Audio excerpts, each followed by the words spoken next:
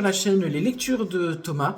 Vous allez voir dans quelques instants les différents mangas que j'ai pu lire en mai 2026. Alors bien sûr, n'hésitez pas à liker, à aimer cette vidéo, à faire des petits commentaires.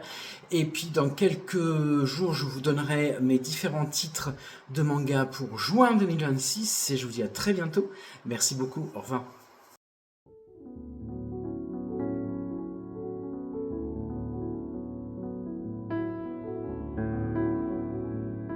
Manga, donc c'est The Song About Green, la chanson sur le vert. Et donc on a cette jeune, alors c'est à Taïwan, je précise avant, c'est à Taïwan et cette jeune elle est en dernière année de lycée.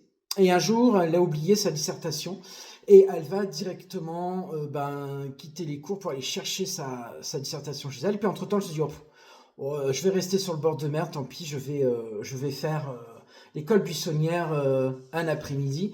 Et là, donc, elle s'assoit sur les cailloux face à la mer et elle voit un jeune homme qui est au bord du précipice, au bord de la falaise. Et elle se dit, et là, il voit qu'il n'est pas bien, etc. Et après, elle part. Et elle s'est toujours posé la question, ça l'a hantée, elle arrivait à la cauchemarder, sur le devenir de ce jeune garçon. Et donc, elle s'en va pour se rentrer à l'université à Taipei. Et là, donc, elle rencontre un garçon. Et c'est un manga sur la musique rock, la musique des années 70. Et là, peut-être qu'il va y avoir une petite amourette qui va commencer entre ces deux personnages. Ils sont tous les deux mignons. C'est vraiment poétique également. C'est poétique, c'est le voyage, c'est Taipei, Tokyo pour aller dans les concerts, c'est doux, c'est à la fois la sortie de l'adolescence vers l'adulte, c'est la sortie de la lycéenne pour l'universitaire. C'est très très beau. Voilà. Donc là, les deux personnages principaux ici, donc vous avez elle, donc c'est elle, hein, vous avez elle, et puis le jeune là. Ils sont tous les deux mimi. C'est tout doux. C'est malgré les difficultés de la vie. Alors elle est timide, elle ose pas. Bon, elle se dit qu'est-ce que je fais? Est-ce que je l'aborde? Comment je l'aborde? Est-ce que je lui tiens la main dans la rue, etc.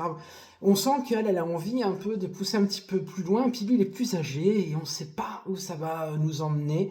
Mais je vous dis, c'est comme un peu une balade romantique, poétique à travers ce manga et musical surtout, parce qu'il y a beaucoup de musique.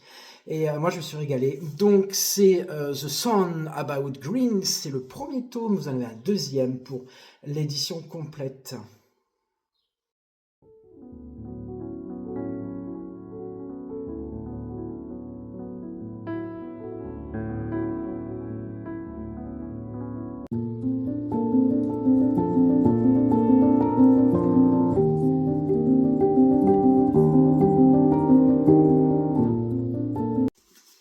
Deuxième tome de The Song About Green.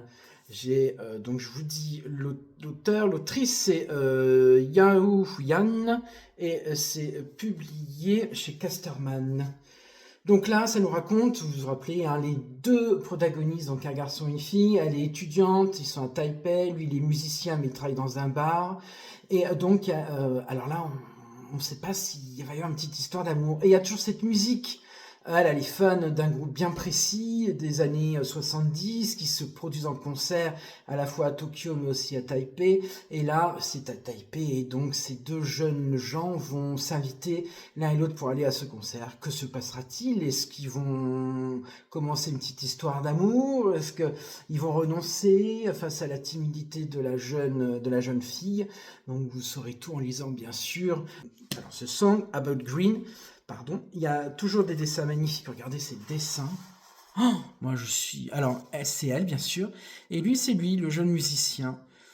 Alors, est-ce qu'il y aura, je vous disais, une petite amourette ou pas? Je ne vous dirai pas. Et il faut lire ce super manga. C'est super bien dessiné. Franchement, je me suis régalé. C'est toujours poétique. Musical. Voilà, et cette jeune fille qui est d'une timidité maladive. Alors, jusque où écriront leur histoire, hein, jusque où iront-ils? Donc, à lire, c'est le deuxième tome de The Song About Green de chez Casterman et c'est de Yao Yan.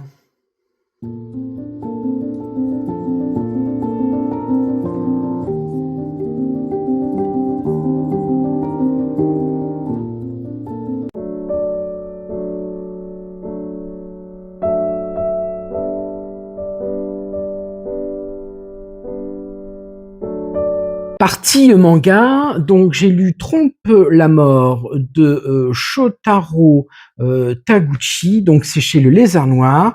Et alors là, j'ai pas compris. En fait, c'est plusieurs histoires. Au lendemain d'un typhon, apparaît des bestioles, des êtres un peu bizarres, style un peu extraterrestre, avec des grosses bouches. Voilà, et on fait la connaissance de filles qui se vouvoient, et chaque chapitre commence par une balade dans la rue, et on voit toutes ces bestioles agir. Elles sont terrifiantes, méchantes. Franchement, je dirais que ça a aucun intérêt. Je suis désolé, mais voilà, ça a aucun intérêt.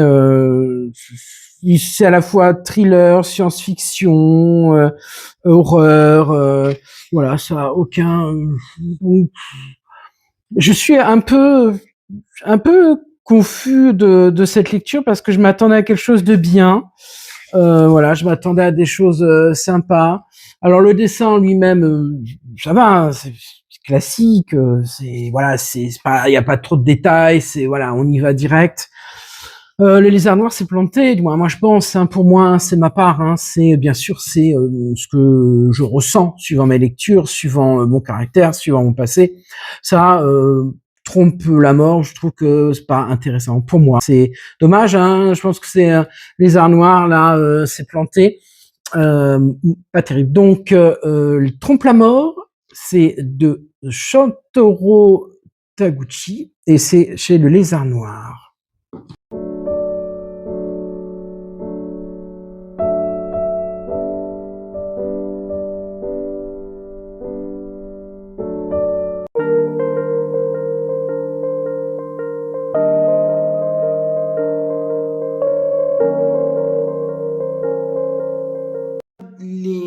En pays lointain, là où nous allons voir Shilo, qui est la petite fille que vous avez là. Et donc c'est dans les Andes, et Shilo a la particularité de lire dans les objets. Et elle va rencontrer un vieux monsieur, donc elle habite avec sa grand-mère, hein, et elle va rencontrer un vieux monsieur, et donc ce vieux monsieur est amnésique. Et au fur et à mesure qu'elle va toucher tous ces objets, et cette histoire va se révéler, et donc l'inconnu va devenir connu. J'aime beaucoup, les dessins sont top. Je vais vous montrer un petit peu Shilo. J'essaie bien sûr voilà, Shilo c'est elle. Donc on a des super décors, c'est très très bien dessiné. Masumi Sudo, qui est la mangaka, nous a fait une petite pépite. J'aime beaucoup, c'est vraiment très très bien. L'histoire est attachante. C'est des personnages sympas qui sont là pour aider les autres, donc c'est de l'entraide, c'est les liens familiaux, quand on est dans les Andes, de toute façon il faut s'entraider, donc je pense que c'est la culture qui veut ça. Et puis on découvre, je vous dis, ce vieux monsieur qui se raccroche à cette jeune fille, à cette gamine, pour pouvoir connaître son histoire. Donc là c'est la grand-mère, c'est sa grand-mère, donc elle vit avec elle.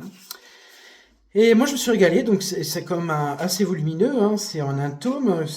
Non, c'était 2 tomes qui en font qu'un à l'heure actuelle, dans cette édition de chez Nobinobi. Et donc, c'est 350 pages. Et c'est en pays lointain alors, Masumi Sudo, et c'est chez Nobinobi.